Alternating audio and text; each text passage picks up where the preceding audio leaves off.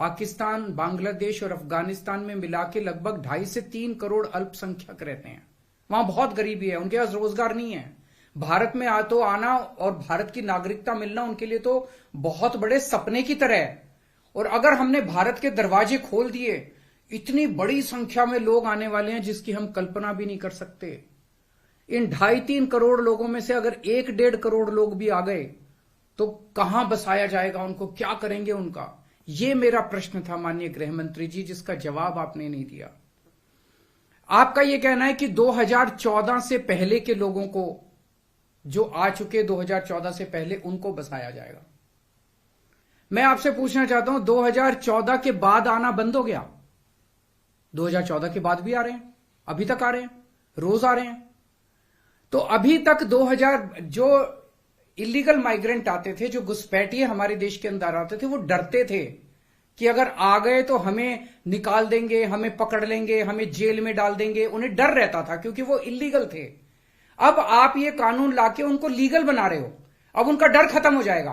पूरे तीनों देशों के अंदर अब मैसेज ये है कि भारत सरकार अब जो है इन तीनों देशों के घुसपैठियों को लीगल करने जा रही है।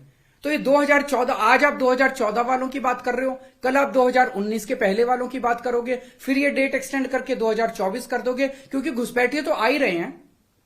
आपने रोहिंग्यों की बात की, ये तो आप ही के टाइम में आए थे, ये तो 2014 के बाद आए हैं सारे रोहिंग्ये। कैसे आए ये? आपकी मिली भगत से आए कि आपकी नाकामी की वजह से आए? पूरे देश में कहां कहां आपने रोहिंग्यों को बसा रखा है? तो जो इतने एक तरह से दरवाजा जो खोल रहे हो, इनको जो लीगल बना रहे हो, ये देश के लिए बहुत खतरनाक है। और इतनी भारी संख्या में इसके बाद घुसपैठिए आने वाले हैं जिसकी हम कल्पना भी नहीं कर सकते।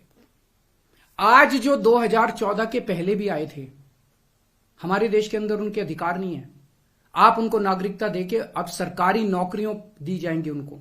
पाकिस्तान से आए हुए घुसपैठियों को हमारे देश के अंदर अब सरकारी नौकरियां दोगे आप, उनको उनके राशन कार्ड बनाएंगे हम लोग।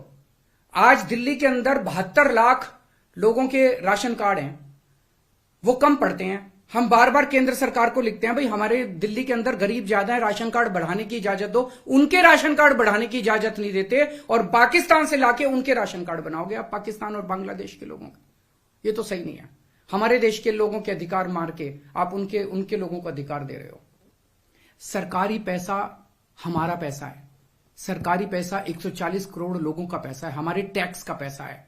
पाकिस्तानियों ने टैक्स नहीं दिया, बांग्लादेश के लोगों ने टैक्स नहीं दिया, इस देश के लोगों ने टैक्स दिया। इस देश के लोगों के टैक्स का पैसा आप पाकिस्तान और बांग्लादेश के लोगों को यहां लाके उनको बसाने में खर्च करना चाहते हो। यह मंजूर नहीं है इस देश के लोगों को।